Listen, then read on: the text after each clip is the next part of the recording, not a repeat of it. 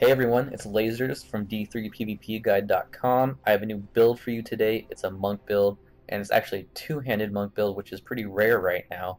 And that's simply because the cookie cutter build right now for monks is to dual wield with tons of life on hit. And that's a great build, and I've used it successfully, but it's really expensive to gear for, and I also just wanted to make a two-hander build.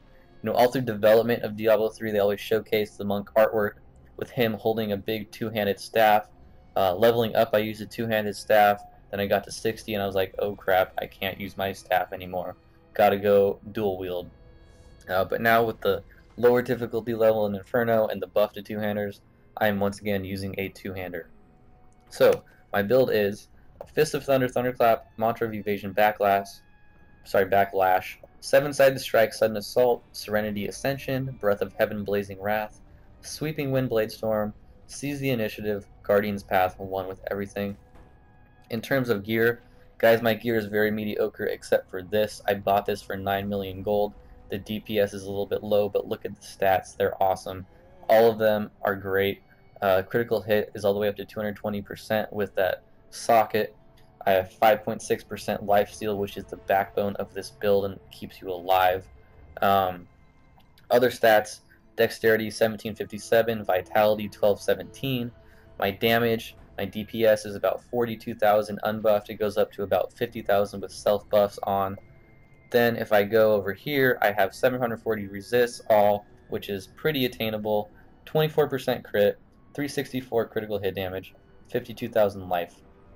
If you look down here, I barely have any life per hit. That's like negligible amounts. It's really the 5.6% lifesteal that keeps me alive and is the backbone of this build. Alright, so that's that. Let's get into some gameplay. Alright, so first I'd like to show you guys some footage of me clearing some trash mobs in Fields of Slaughter. And guys, I don't know what it is about Fields of Slaughter, but it just gives me so much trouble as a monk, and I feel like if you can clear Act 3 Fields of Slaughter, you can clear all of Act 3. So that's why most of this video is going to be in Act 3. Everyone knows that the thing to do right now is to farm Act 3, so with this build that is possible. Now how does this build work? Well, you're going to be stealing tons amounts of life with your lifesteal, and other than that, your gameplay is pretty standard, Monk 101 gameplay. Just teleport in with Thunderclap, pop your Sweeping Wind, get your stacks, make sure the Blazing Wrath is up at all times, pop Serenity if you have to, and really the only area that this build differs is going to be in how we use 7-sided strike. Now guys, I'm going to tell you right now, I'm using 7-sided strike probably differently than most people out there right now, and most people are ruining 7-sided strike with Fulminating Onslaught, and what that does is it adds a small explosion to the end of the skill, or sorry, to the end of each strike, and it's a more AoE application of the skill. But as you can see just there where I used it, I'm using it a little bit differently. I have it ruined with Sudden Assault. What that does, it ups the damage to 2,309% weapon damage, and it also adds a small teleport to the beginning of the skill. So how I use that effectively is I wait for a rare or elite mob to start wandering off or to be by themselves, and as soon as I see that happen, I'm going to instantly hit 7-sided strike. I'm going to teleport right to them. I'm going to hit them with all 7 of the strikes of the skill. And effectively what I'm doing is I'm hitting that mob with 2,309% weapon damage, and that's before critical hits, guys. If you get any critical hits, you're doing more than 2,309% weapon damage, which just adds up to huge amounts, and it's pretty much more than anything else in the game right now. And I didn't think it was going to be possible, but I've actually DPS down in Act 3 Elite Fallen Shaman from 100% life all the way to dead, 0% life, with one use of 7-sided strike. It was pretty awesome. I have to admit, I didn't think I was going to be able to pull things off like that with this build, but you can. That's a possibility of this build. Now, with Thunderclap, guys, I didn't want to use Thunderclap for this build. I tried all of the other spirit generators, and what happened was I rage quitted. Trying to make this build, I tried everything else, and I kept coming back to Thunderclap. And the reason for that is spirit generation and mobility. Spirit generation right now for two-handers is absolutely terrible. It sucks. I think Blizzard needs to fix it a little bit. Even with our 35% additional spirit generation from Guardian's Path, our passive skill, I still find myself running out of spirit quite often. And to remedy that, you have to get a little bit creative. So what I do is, if I have to start running away from mobs and I find that I'm out of spirit and I can't turn around and start fighting again, what I do is I will go and find another group of trash mobs and go fight them to gain some spirit back. I know I'm not going to die to the trash mobs, so it's a valid way to go get more spirit. Because I guarantee you, if you turn around and re-engage the rare mobs, you're going to die with no spirit. That's just how it goes. Unfortunately, there's no other options right now. You just have to adapt, and that's what you have to do to be successful with this build. After a while, it becomes second nature. I promise. You get used to it. Now, with Sweeping Wind, I decided to go Blade Storm instead of Cyclone, and the reason for that is I only have 24% crit, and we're also attacking slower, so we're not going to see very many Cyclones being generated by Cyclone Rune. And guys, to be honest, my gear isn't optimized for this build and this video.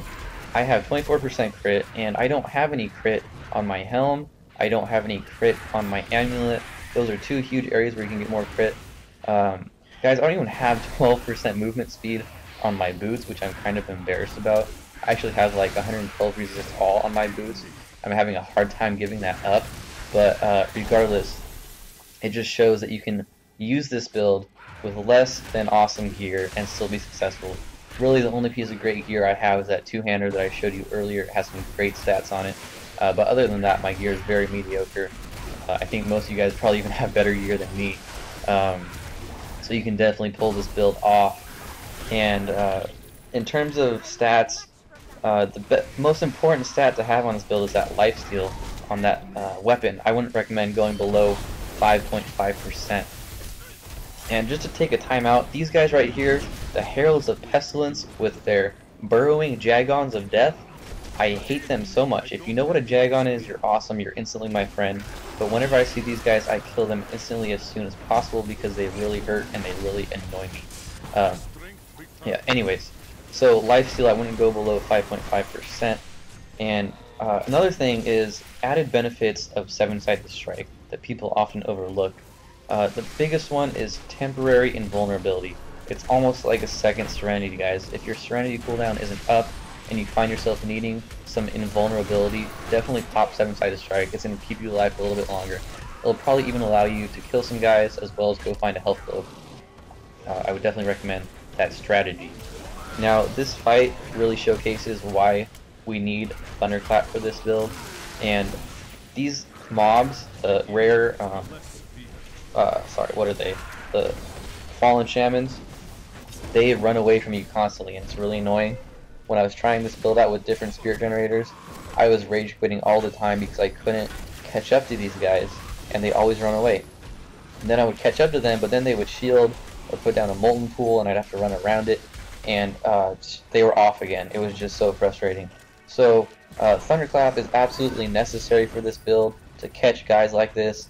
You can see right here, he'll start to run away with me. I still can't even catch him. He's still running away. I can't catch him. Finally, I teleport, and I'm going to kill him. Oh, nope, just kidding. He's running away again.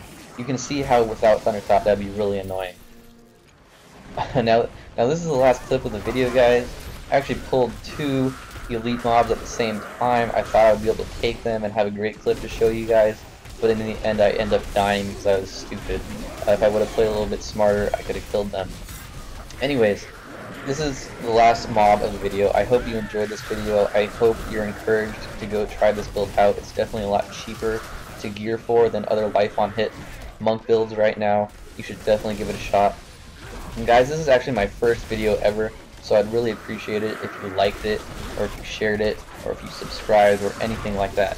Thank you very much, and definitely go check out my website, d3pvpguide.com, and I'll see you guys next time.